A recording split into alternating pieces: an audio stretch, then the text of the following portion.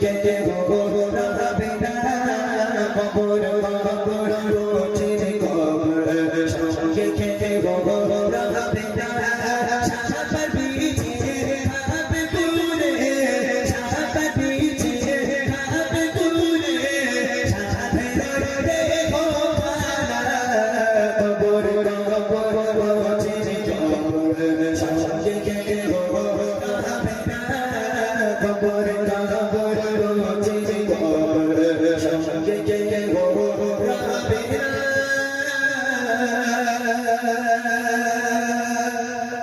সকালবেলা মুয়াজ্জিন মসজিদে যাবে, মসজিদের মাইক অন করবে, মসজিদের মাইক অন করে গাইবে আমাদের কি গ্রামের নাম কি বিরামনগরে অমুকের বাড়ি, অমুকের বাপ, অমুকের দাদা, অমুকের দাদি, অমুকের মা, অমুকের ভাই বোন ইন্তেকাল হয়ে গেছে, জোহর বাদ তার জানাজা দাফন হবে ইনশাআল্লাহ। মুয়াজ্জিন মাইকে হাঁকলো, সারা গ্রামের মানুষ ছোটাছুটি বাদলে কে মারা গেল দেখ, কে মারা গেল দেখ, কত মানুষ বলবে ই দেখ এই মানুষটা না কাল আমার পাশে বসে বসে গজল শুনছিল জানিস, আজ মারা গেল।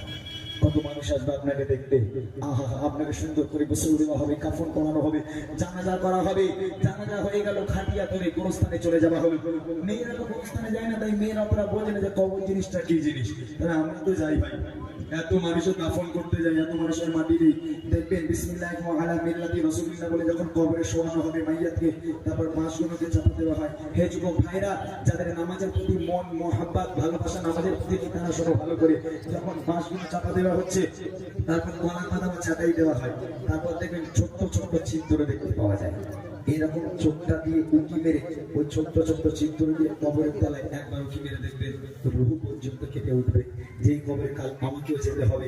এত ভয়াবহ কবর, রুহু পর্যন্ত জীবিত অবস্থায় যদি কেটে যায়, সেই কবরতে আমি শুয়ে থাকবো সারাটা জীবন, তাহলে আমার অবস্থা কি হবে? আহা, মন কান লেগে ফারিস্তারা নেমে এলো, এসে কি করবে দেখেন,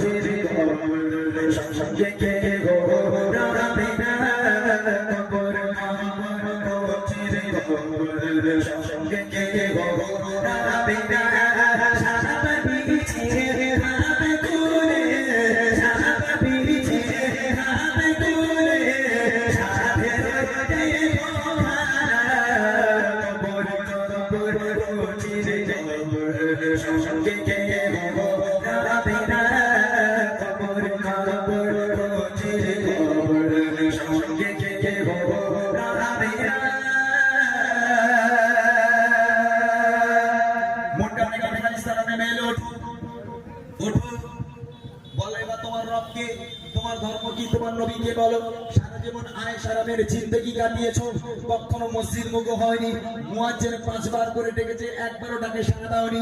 ইমাম সাহেব জুম্মার দিনে কতবার বলেছে নামাজ পড়ো, জানামার বেহেশতের চাবি, কথা তোমার কানে যায়নি।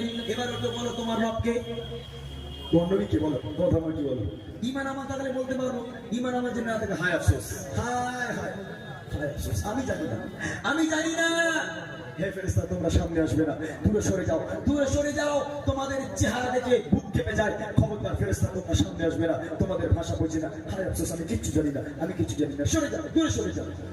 তখন ফেরেশতারা বলবে আল্লাহ, এ রিজেক্ট করা মাল, রিজেক্ট করা মাল, গান শোনা মাল। আল্লাহ তাআলা বলবে চলে আয়, চলে আয়, তোরা চলে আয়। মুনকার নাকির ফেরেশতারা উঠে গেল, আল্লাহ পাক ডাক দিয়ে বলবে কানা আর কালা, দুই ফেরেশতা ঢোক, যাকে যুক্ত করে।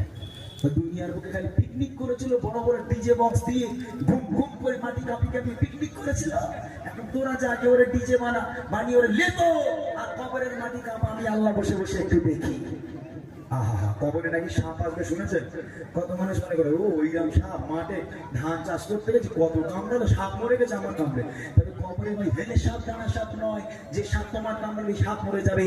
কবরের একটা সাপ দুনিয়ার বুকে যদি কোনো একটা জায়গায় নিঃশ্বাস ফেলে, কাল কিয়ামত পর্যন্ত সে জায়গায় সবুজ ঘাস জন্ম নেবে না। এইরকম বিষাক্ত সাপ এক একটা কবরে 99টা করে থাকবে। যাও কাল থেকে নামাজ কাজা করো, নামাজ পড়ার দরকার নেই, যাও আয়েশ আরাম করো। যেদিন মৃত্যু হয়ে যাবে, মারা যাবে যেদিন তুমি, সেদিন বুঝতে পারবে। আজকের বক্তারা, শিল্পীরা, ইমাম সাহেব, মুয়াজ্জিন সাহেব, মুরব্বীরা, বাপ-মা এতবার বলে গেছিল, যদি সেই সময় নামাজ পড়ে তওবা করতাম।